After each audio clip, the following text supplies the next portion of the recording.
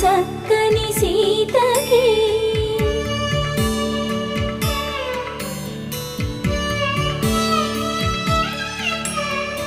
ఎర్ర జాబిలి చేయి